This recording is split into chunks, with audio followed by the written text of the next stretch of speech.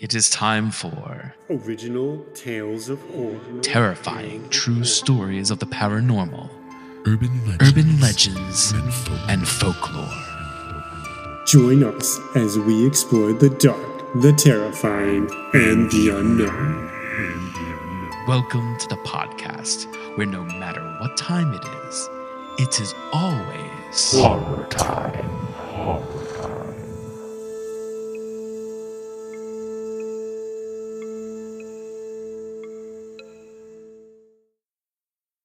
Imagine you are by yourself one night, sitting in your house or in your car. A couple of kids approach you. Nothing too suspicious at first. Just a couple of kids wearing hoodies. But for some reason, you have this uneasy feeling as they approach. One of the kids speaks up, asking you to let them in, saying something like they need to use your phone to call their parents. Curiously, they are looking down. And as you start to question them, they look up at you. And what you see sends fear to your core. Their eyes are completely black. The black-eyed children, or the black-eyed kids, are a modern folklore that has gripped society since the birth of the internet. Some have claimed that they've actually encountered these children. Is this an internet legend, or is this something that may have some truth behind it? What if you do open the door and let them in? On this episode, we have a horror time tale and some allegedly true accounts that may make you question all of that. To start, we have an original horror time tale titled Asylum of the Lost. So get ready, because it's horror time.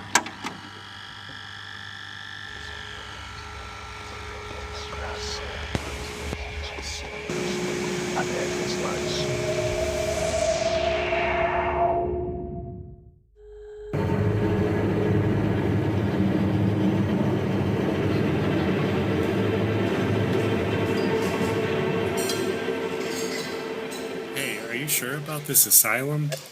Seems like it might be a waste of time. There's not much on the web or in the local library. Yeah, that's why it's the best choice. What are you, chicken? You think that's funny? I bet you $20 that you turn tail as soon as we pull up to this place. I'll take that bet and raise you $30.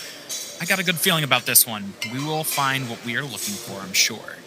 Well, I hope you're right. We ain't getting any younger. It's just the last two places were busts, and they even showed more potential than this. I say we hit the one in Mitchellburg. I honestly feel like that could be the ticket. Y'all headed to the Asylum of the Lost? Are you a cop? If so, then no. No, the name's Virgil. And do I look like I'm still young enough to chase after purse snatchers? Anyways, I would advise against going to that god-forsaken asylum. Everyone knows only bad things happen up there. Well, I think we'll manage. It's not our first run at this sort of thing. I'm sure we'll be fine. Well, all I'm saying is be careful. If you know what's good for you, you'd stay away from that asylum.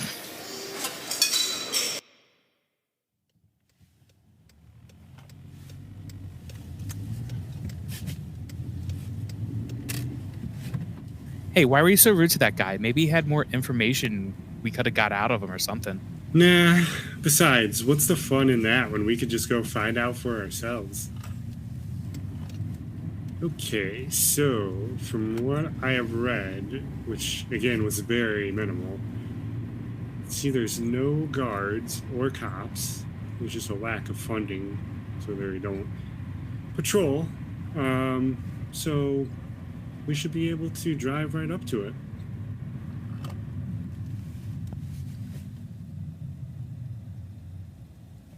You know, I had a thought. What if this is one big conspiracy and we are walking into a trap? You know, a sacrifice to keep the town young and prosperous. I mean, it would fit the MO. Am I right? Hank, buddy, don't get meta on me. Besides, wouldn't they encourage us to go to this place instead of telling us to, ooh, stay away, the asylum's cursed? Yeah, but it's so cliche.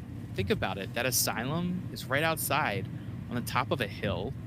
All the grass, trees, and bushes overgrown. The clock tower is supposedly struck at 3 in the morning. At any rate, I really think this is going to be the one where we see a ghost. Maybe even 2. Damn it, the door's locked. And chained. There's got to be a smashed window around here somewhere.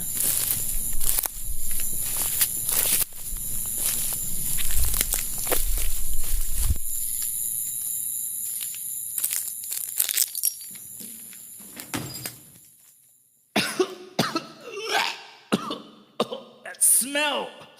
It's god awful. It's like butt cheese, man. It's freezing in here too. Why was it's like a 10-degree difference from outside and in here? I mean, does it surprise you with all the negative energy in the building? It is an asylum after all, and from the little I did read in the article, the patients weren't treated very well. Let's check that office over there. Oh, shit! Oh, it's just the door. Geez, that got me too. I'm sure it's just some kids running around trying to scare us. Probably overheard us in the restaurant coming up here. Real funny, guys. You got us. My God, this hallway seems to go on forever. There's so many doors. Jim, did you see that? Down the hallway, in the room on the right. See what? What are you talking about? I swear, I just saw something.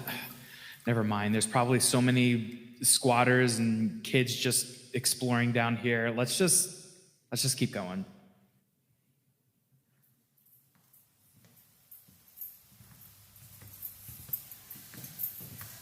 Hey, what's that over there? Hello? Is someone there? Hey, stop for a second. What? Over there, in the corner. Does it look like a little kid? Hey, little guy, you okay? Did your friends leave you down here? Are you here to place me? Jim, I don't know if that's Holy shit, that's not a kid! Run! Playtime, playtime, playtime, playtime, playtime, playtime, playtime. Where am I? Hank? Playtime, playtime, playtime, playtime. Who are you? Why can't I move? Let me go! Wake up, Jim! Jim! Holy monkey shit! Jim! Ouch! What the hell is that for? And I think we got more than what we bargained for here. We gotta get out now. That thing was not a child. Its eyes were all black, even where the white was supposed to be. And it made a ridiculous noise as it flew towards us. It knocked you out and threw me to the side. I had no clue where it went, but I came to, and I pulled you into this room and shut the door. I think we have a little bit, because I don't hear them anymore. Do you remember where we came from? Because I can't remember. I sort of. My head is pounding. Can you at least stand? What? Who's that? It sounds like them again. Just Hello? Let me in, please. Jim, don't listen to him. Don't open the door. I'm cold and I want to call my mommy. Well, I guess that sounds reasonable. Please let me No, Jim, not yet. What are you doing? Playtime. Jim, run, run.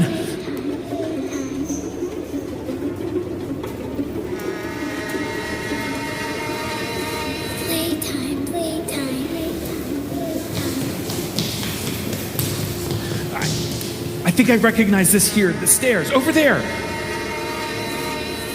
Playtime, playtime. Shit. The door. It's open. We got this. We're almost out. Oh my God. We made it, bud. Now let's... Jim? This is fine. You can always come back and play.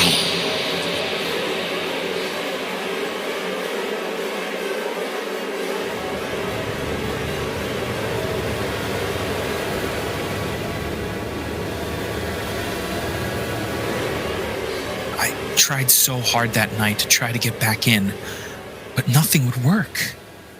I couldn't even smash a window. It was like there was a barrier. My best friend, gone forever.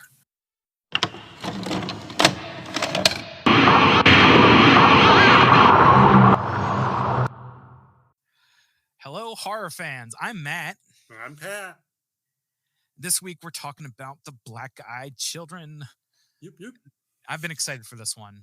This is a crazy legend, very strange, and I found a couple of stories that are pretty cool, I think. Are you ready to hear them, Pat? Scare the pants off me, bud. Just want to dive right into it? Okay. All right. So the first known account of the Black-Eyed Children was written by journalist Brian Bethel for the Reporter News, a newspaper covering West Central Texas in 1996. One night, Bethel parked near a movie theater to write a check when he heard a knock at the window. Two young boys stood by his car with hoods pulled over their faces. He described one as having olive skin and dark hair, and the other pale and freckled with gingered hair. Bethel cracked the window, and the first boy explained that they wanted to see the film Mortal Kombat at the nearby cinema, but had forgotten their money and at his mother's house, and asked if they could get a lift to their house to get money from their mother. Bethel recalled that their voices sounded very mechanical, and he immediately felt uneasy. He explained to them that they would not make it back to the movies in time, and he would not drive them. At this point, they started to become more aggressive, asking him to let them in and saying they don't have guns or anything. Bethel then realized that they had black eyes, completely black, like no white whatsoever. He started to drive away, and they started banging on his window saying, "Let us in! We can't come in unless you let us in!" He drove away, and then he stopped and looked in his rearview mirror, only to see the children had vanished.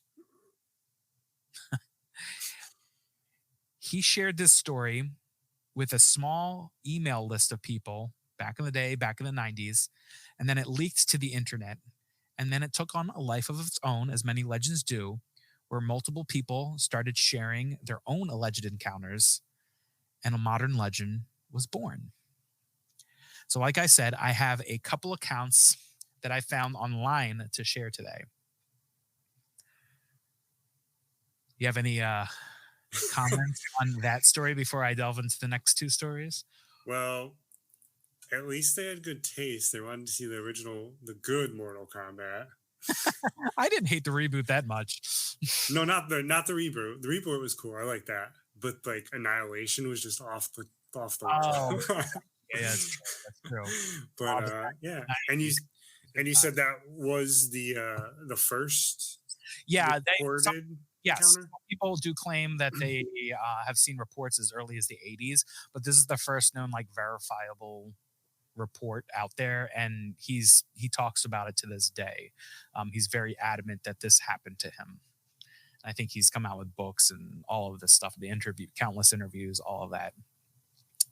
So it's taken on a life on its own, especially on Reddit. Yes, and most of these stories, I think that both of these stories actually come from accounts on Reddit. So I'm going to read these here, and these are pretty much verbatim of what the user on Reddit wrote out. So first up, Midnight Caller, shared by username No Sleep 2012. It almost felt like a dream. I woke up to my dog, Lucy, barking. She was upright on the bed where my husband and I were sleeping with our 22-month-old daughter. Lucy was staring at our door like an unknown stranger was out there rummaging around. I thought she was just freaking out over a house noise. We'd only had her for about 3 months, and she was still a puppy. It could have been anything: our roommate, a creak from the house settling, the awnings moving outside in the breeze. I wasn't too concerned initially. I decided the best bet would be open the door and show her nothing was there. It sounds a bit silly, but it's what we do with our daughter when she gets scared. And I figured it should work with a puppy too. I opened the door and she raced right to the front door. She stood there, snarling at the door. It was an angry, violent growl, one I had never heard from her before. I looked groggily at her and opened the baby gate blocking the doorway, planning to open the door and show her everything was okay. The second my hand had reached the deadbolt, Lucy went wild. She started barking and jumped towards me, and when I touched the metal, she suddenly changed temper. She whimpered, almost like she was afraid and backing down. As her mannerisms changed, so did mine. I was not calm anymore. My heart was racing and sinking at the same time. I had been flooded with a mixture of fear and dread. I looked through the peephole. I can't explain why I looked, but I did. Outside were two kids. One was just a bit shorter than me and didn't look much younger than what I am, 21. She looked to be maybe 16 or 17. She was slender and pale. Her hair was a light shade of honey blonde, and she wore it long, about mid-back, with long, thin, blunt bangs in the front that covered most of her eyes. She wore jeans, a light wash that's popular right now, and a thin olive-colored pullover style hoodie. She held the hand of a small girl who looked to be around 3 or 4, in the same style jeans and a button-down ivory cardigan. The smaller one looked at the floor shyly, but had the same shade of hair tied back in a ponytail. She held a stuffed toy under her free arm, and it was the one my daughter has, as it was the style of the dress. Had it not been for the feeling of overwhelming dread and fear, I probably would have asked these children in and given them some tea or hot chocolate to get them out of the bitter cold. Something about them just seemed off, and at this point, I hadn't made any noise. I hadn't shushed the dog or grumbled, nothing. I hadn't turned on any lights. These kids had no indicator that I was at the door. Then the older one spoke. She had a voice that was a mature, confident, strong, and accentless voice. She held her head tilted downward, and I couldn't see her eyes. She said, "We have to use your phone." I stood frozen in fear. How did she know I was there? She raised her head to me to face me directly, and that was when I saw her eyes. There was a reason I couldn't see them through her bangs. They were black or midnight blue or dark purple. They were otherworldly. She said, "Our mother is worried." As someone who has always been interested in creepy stories, I knew what she was the second she looked at me through the door. I had never been one to believe in these things. As a staunch atheist and a skeptic, when it comes to the paranormal, I had written off many a ghost story and from friends and family members eager to tell their tale. I didn't believe it. Still, I couldn't rationalize my way out of this. I was standing with nothing but a thin wooden door between me and a black-eyed kid. There was no questioning what was right in front of me. I did not answer her. Slowly and silently, I backed away from the door. Lucy still cowering at my ankles. She kept talking. "Just let us use your phone. Let us in to use your phone." I took another step back, and with that step, the tone changed. At first, she seemed polite. When I took the second step back, she became commanding, almost hostile. "We're not going to hurt you. If we wanted to do that, we would have broken in. I'll ask again. May we come in and use your phone?" Lucy snarled at the door, and I inched backwards, though something inside me seemed to be pulling seemed to be slowly pulling me back towards the door. It wasn't a physical pulling so much as a subconscious need to go back and let them in. I got to my room, covered up the window, locked the door, and sat in the dim light of the nightlight. I heard her call back to the door once more, and then quiet.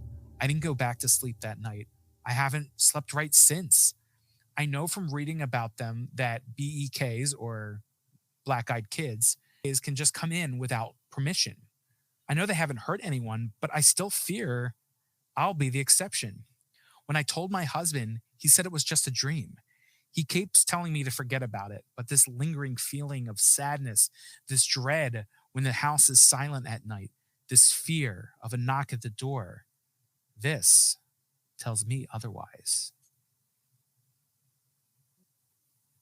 Shit, son. That's crazy.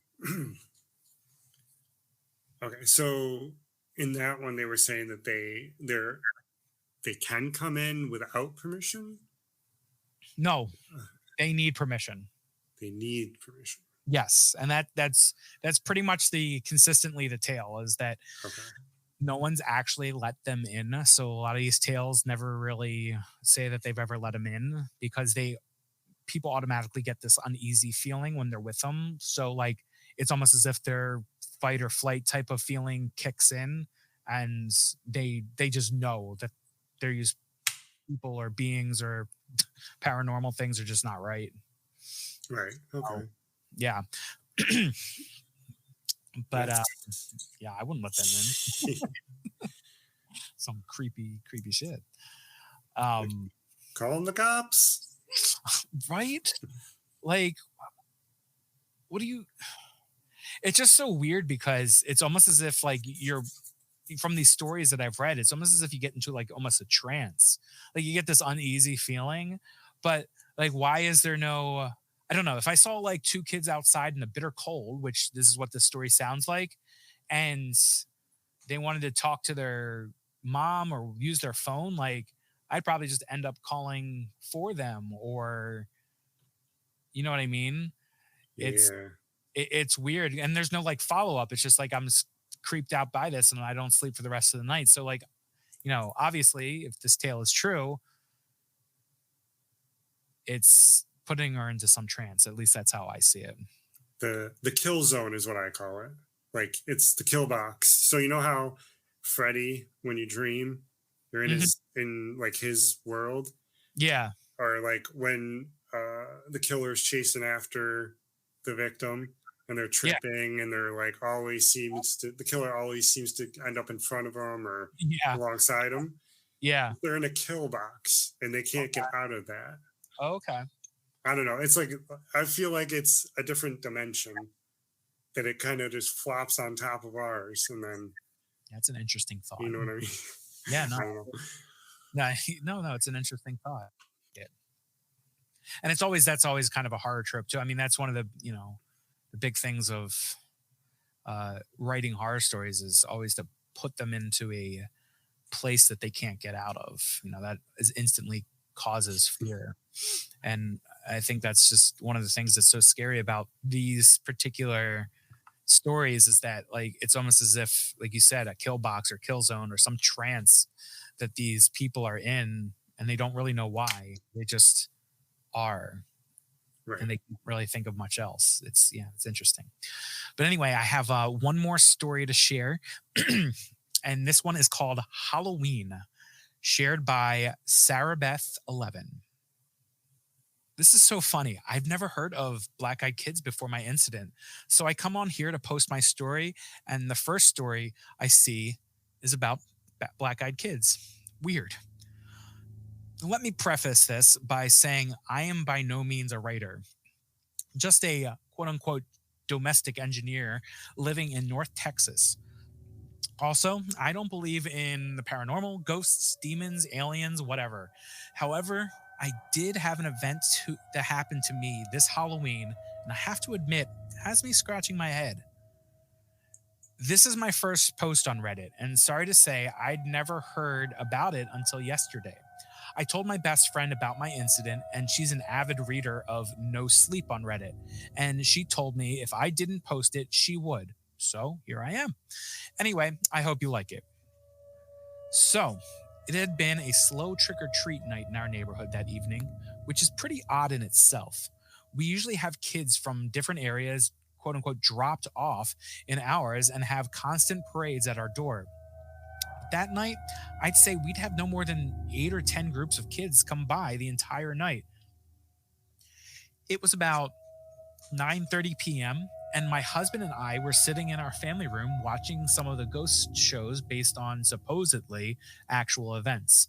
Like I said, I don't believe in that stuff, but I do like a good ghost story in it every now and then, and it was Halloween and all.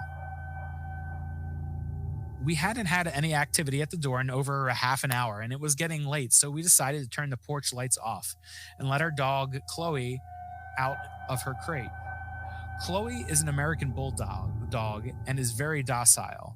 We only put her in her crate because we were afraid she'd try and get out to, quote, play with all the kids, and I didn't want to have to chase after her down the street.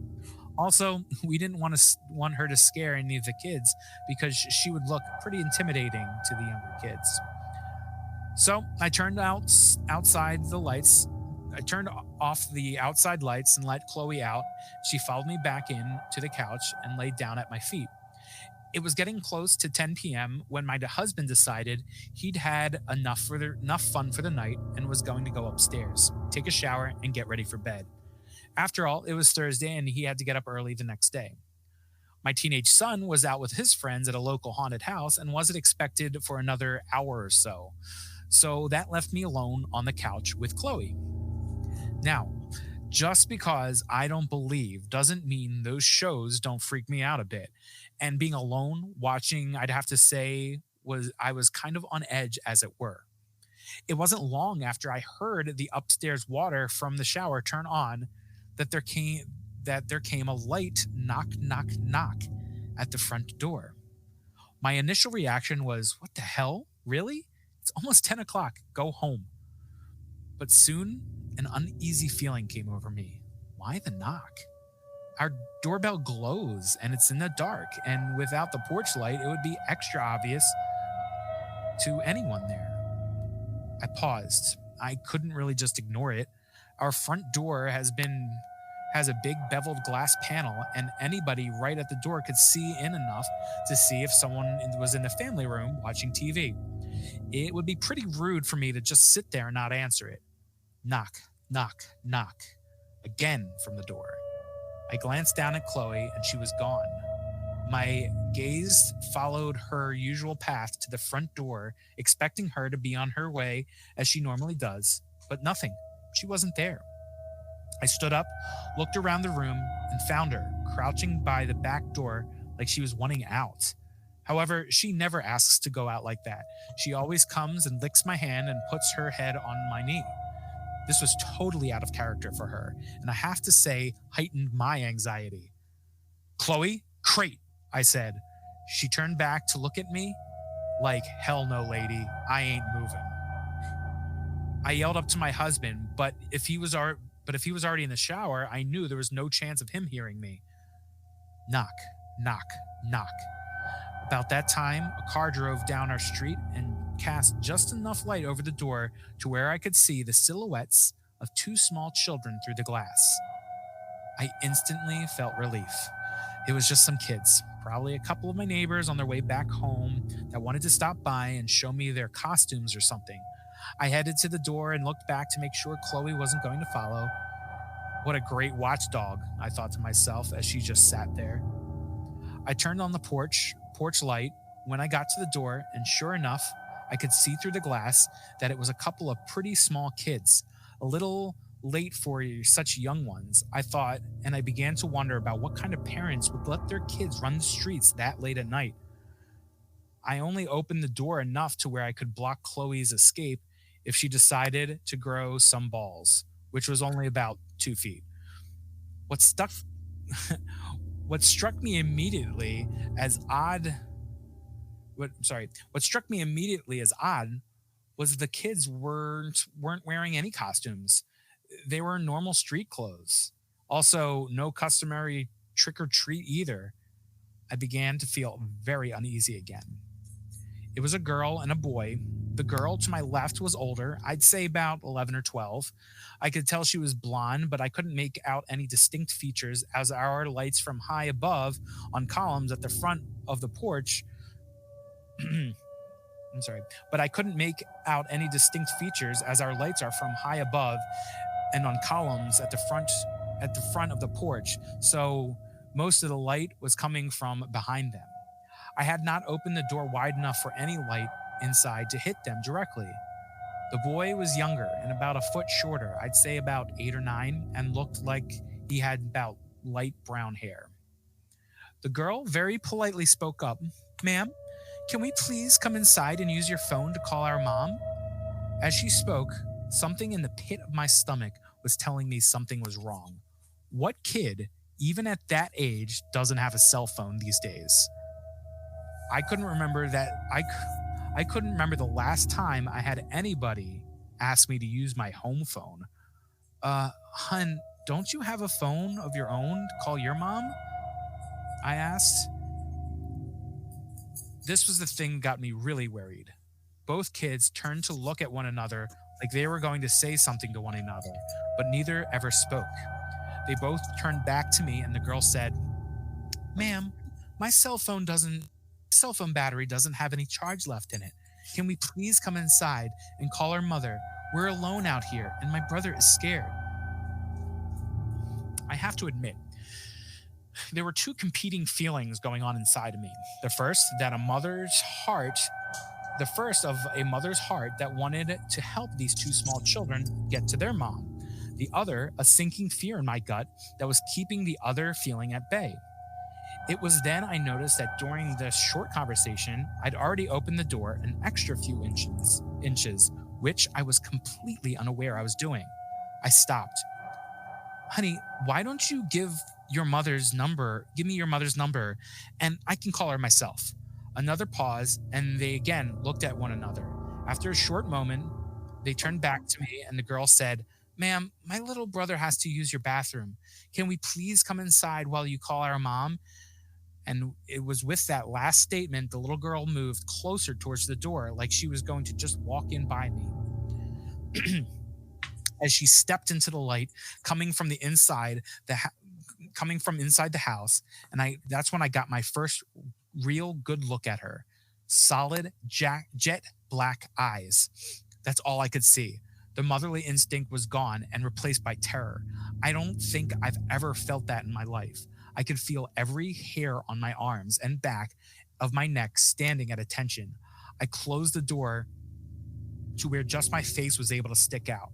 The little girl stopped and again pleaded, "Please, ma'am, we're really scared and alone out here. We have to come inside. Please help us." Then, like on cue, both kids began to whimper and cry. That's when the fear took over and I shut and locked the door. "I'll call your mom if you give me the number," I shouted through the door, "but I'm not letting you in my house." I could still see them standing there on the porch, just staring at me through the beveled glass. Part of me wanted to run upstairs to my husband, but the bigger part didn't want to lose track of where they were. That would have freaked me out even more to not know where they were. After what seemed like forever, but probably only a few seconds, I decided I'd call my neighbor that lives across the street. As I made my way to the side table at our couch to my phone, I glanced back at the door. Chloe was nowhere to be found. We found her in the guest room under the bed. When I got to my phone and started looking for his contact info, it was only then the kids stepped away from the door and began to walk down the street. As they did, I walked to the door to get a better look to where they went, still not calling my neighbor. If you get close enough to the glass, you can see out enough to make out people's shapes. But you can't see much detail. Of course, standing that close to the door makes you pretty obvious to anyone outside you're looking in. From the door, I could see that the kids were still standing under the street lamp nearest my house, staring at me. As I lifted the phone to my ear after calling, only then did the kids start walking down our street. I met my neighbor under our lamp once he was out there. but the kids were nowhere to be seen. Like I said, I don't believe in any of this stuff, and I had never heard of the black-eyed kids before talking to my friend. What I really think, what I have to think, is these kids were just out there yanking people's chains on Halloween night. But I will say this to them: they were good, really good at it. They scared me and my dog. That was my last story. Kind of freaky, man. Sorry if you all heard the jingling or tail wagging hitting the table because the dog decided to move around. It just sounds like Chloe from our last story. We'll just chalk it up to that. Well, it's funny because Ralph is a pit / American Bulldog mix. Okay. Oh, okay. So, yeah. No, So I know what they're talking about when they're like, I don't want the kids to be scared, or people to make preconceptions of. Yeah, unfortunately, some dogs have a stigma to them, which is such a sin to me because they're all awesome. I love dogs. Exactly. But I know I'd be saying the same things as she was saying to her dog, like great watchdog, because that's the way Penny is. It's like, yeah, great watchdog. You bark at everything, but then like things I think you'd bark at, you just no. Yeah. Later. Well, that's with him. I know things aren't amiss until he barks. He never barks unless it's something that doesn't look or feel must be right to him. Yep. And it's like a bark too. It's not like just like a woof woof. Right. It's like a woof. Like, whoa. First time it happened, I like shit myself. I was like, what's going on? Who's that? What happened? Knowing Penny though, she barks at everything, anything and everything. The wind, flies in our house, anything. But knowing her, if black-eyed children came up to our door, she wouldn't do anything. She wouldn't notice it or something because it'd be late at night and she'd be like, I'm asleep. I'm a dog of routine. I'm asleep. Nothing wakes me up. Sorry. Like, seriously, Penny? But anyway. But I love her to death. Yeah. There's just go ahead. What do you think they are? Do you think they're demons or extraterrestrial? So playing the non-skeptic card of what they would be, they sound like some type of ghosts. Personally, a lot of people speculate, the normal speculation of those type of things, extraterrestrial, paranormal, that type of thing. I would go with ghosts. But it's just like, what's the motive there? Why are they trying to get in? I can see the extraterrestrial standpoint. Like if you're, a non-skeptic and just like to believe in everything, of them being like, we try to trap you and abduct you type thing, maybe. Yeah, it's weird. It's like, yeah, no, go ahead. What I just thought of this because I remember you mentioned, they are asking for permission to come in, and then they got the dark eyes; they can disappear fast. Yeah. What if it's some sort of like in the trance? You mentioned in one first story, she said she felt like she was in a trance. Yeah. It reminded me of like vampire type stuff. You know what I mean? Yeah, no, I hear you. Yeah, whoever or whatever it is, they're clever because even if they aren't children, so let's just say it's paranormal, some creature or whatever, and they're taking on the shape of a children to try to lure you in. That's damn smart because to speak, I mean, like both of these stories, it's like the motherly instinct or the parent instinct or just a moral compass in general. You don't have to be a parent to be like, oh, I don't want this kid to like freeze out here. Like, come on in, buddy. Like, I'll give you some hot chocolate and warm you up and we'll call your mom. Like, it's, this day and age, obviously there's a lot more to that, but it's smart to be like that primal instinct of like, let's act like we're children, because a human's instinct is not going to say, not going to help a children in distress. You know what I mean? Mm-hmm. But also to that point, I was kind of reading other things that like what makes children so scary. Like why, this legend, it has the ingredients to just kind of catch on, because not just because like they're children or creepy children, but like there's multiple elements to it. A child, when you think of a child, you think of someone that's inherently good, you Right. know? Mm-hmm. And in modern days, that's how we look at children. I was reading something that the viewpoint of children actually has changed throughout the years. So before the Industrial Revolution, you had kids that were doing child labor, or they would work on the farm, or something of that sort. They were looked at more of like something of usefulness or economic worth, not like today where like they're the symbolism of hope and happiness. Mm-hmm. And after that happens, that's, after the Industrial Revolution and the laws against child labor, the viewpoints started to shift into the symbolism of hope and happiness. And as the years went by and pop culture became more of a prevalent thing, and horror films and stuff like that, the idea of a child and what is now ingrained in our society of how innocent they are, to make them Quote corrupted, unquote. Yeah. is terrifying. So like, films like, even as early on as like Rosemary's Baby, where's this offspring of Satan, or The Omen, where like it's literal devil or Satan.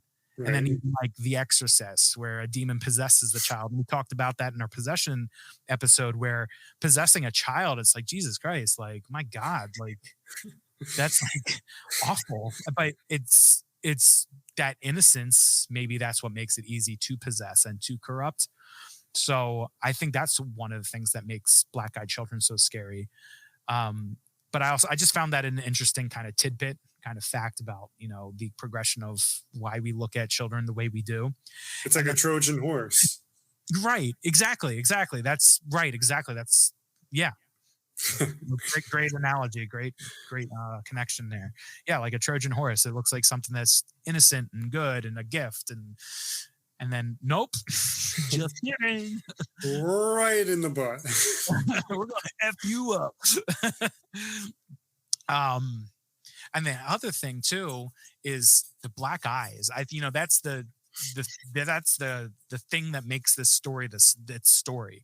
There'd be one thing if you just had some creepy ghostly children showing up at your door, but that like aspect of the black eyes is just inherently scary, because you think about the eyes, they're kind of seen as the windows to the soul, or they're also very important in communication. They're said that we as humans have evolved to follow the patterns of each other's eyes, of like where a person is looking, even subconsciously. Like we are very in tune in looking at someone's eyes because of that reason, because it communicates so much. I mean, you think about how much the eyes communicate towards you. If you watch movies, or you watch animation, or you look at a piece of art, like the way that figure, or that character, or that person's eyes, or you're just talking to someone, or in interviews, they always talk about how the eye contact is very important. So the importance of the eye, and then now taking it and completely stripping away the physicalities of an eye and making it black and soulless, and you don't know where they're looking. They could still be looking at you, but you don't know if they're looking left or right or up or down. Like Right. that unknown is terrifying, and that's what really works in a good horror story. So even if this is just a legend, that's what makes a legend so cool, in my opinion, I think. I love the unknown. Exactly. Right. Well, I don't know. the black eyes reminded me of well, supernatural when the regular demons they shift when Okay. they show who they actually are with their eyes. They go black like the lesser demons. There you go. And then there's a storytelling element right there. It works. It makes that moment like, oh shit. Yeah. Like there's It's just like, oh, like I thought you were a regular person, but you're actually a fucking demon. God damn. and that's all you have to do is just change the look of the eyes. And it's just like, oh dang, that's what it is. And then now you have this unknown going on. And that's what makes it scary. And that's what I just, if anything, it's just a cool story. It's a cool paranormal entity. I do find the Black Eyed Children, a fun story, whether or not it's real. I mean, I would love to know if it's real, obviously, but Be careful. maybe not that knowing. I don't want to know that much. I don't want to get encounters from these. Yeah, I would. That'd probably be. Oh my god, that'd be terrifying. I don't know why that would do in that situation. I have a Ring doorbell, so if they knock on my door, I'm just gonna be like, "What the fuck is that?" At least no one's let them in, as far as we know. Like, I don't. What the hell would happen if you let them in? That's the scariest part about it. Is like, I don't want anyone to let them in if it's real, but at the same time, like, what the hell happens? I want to know. I don't. No, I know. I was like, well, like I said, I had my Ring doorbell, so if they knocked, I'd just be like, look in the doorbell and be like, what the fuck you want? Who are you? If these are and as she said in that last story, if these are just some kids playing pranks, like, damn, I wish I was that like intuitive of how to play pranks when I was a kid, because that just sounds kind of fun. That's next level right there. Right, that is like, wow, good for you guys. Like, you went all in without getting dangerous. Like, good for you. You just had fun. Still, until people start pulling guns or like weapons at them. Yeah, that's when it gets bad, and unfortunately, some of these internet stories have turned into that type of thing. Yeah, but that's the internet has, and that's another thing too, is that ever since the birth of the internet, and especially with sites like Reddit and creepypasta and just social media in general, like, it's really up the ante of what type of legends are out there, how legends stick, how long they stick, and some of them just take a life on their own. Like Slender Man was just because of a photo contest, a Photoshop contest. Guy made a creepy photo of Slender Man. He made a Photoshop, and then it just took a life on its own. And unfortunately, it's taken some darker routes. But right, yeah. But yeah, and it's the same thing with these Black Eyed Children. It was a little bit earlier, but it still started with an email list that then went into the further on into the internet, maybe into chat rooms, and then eventually into things like Reddit. And it gives people more and more the opportunity to say, hey, this happened to me, or ooh, I'd like to make a story about that. Either way, it is entertaining to hear about. Yeah, it is. But anyway, have anything else to add? That's all I really had as far as Black Eyed Kids are concerned. Black Eyed Children. They're very, I mean, it would be very scary. I would be frightened as hell. I don't know what I would do. I mean, I wouldn't want to let them in. Especially if they had the dark eyes, I'd be like, oh, fuck no. We already talked about this. Yeah, right. And as we said, that's the biggest conundrum of the story, and that's what makes it so unique, is it's like you have this instinct of wanting to bring them in, but there's this choice in your head that it's just very hard. But yeah, like you said, and many have said in the other stories, and once you see those black eyes, it's like, nope, out of here, later. So cool. But I think, yeah, our next episode is going to lead us up into Halloween, right? Yeah. Yep. So we're going to have this. Yep. Yep. Well, this episode, we've recorded this early, but it comes out on the 12th as when you guys are listening to it. And then the next one would be the 26th of October. And then after that, we'll be into November already, which is nuts. Uh-huh. Yeah, right. But yeah, so I think basically our Halloween episode will be Lady in White. Yeah. Currently looking for a story in the archive for that, and then you're going to give us some real accounts on that one. So I might have a more local one for that. Or nice. I might look up a couple of them. I don't know. Yeah. I can see how I feel or see Have what fun. I want to do. Sounds good. Well, I'm excited to hear them. But anyway, yeah. So I guess that that does it for this week's episode. Thank you, everyone, for taking the time to listen to us. And if you would do us a favor, just go ahead and leave us a review if you like this episode or if you like any of the other shows that we have done in the past. And we do have many social media accounts, all of the major social media accounts that you can follow us on, just Horror Time Podcast. So TikTok, Instagram, Facebook, Twitter, we have all of those. We also have a website. It's horror-time.com.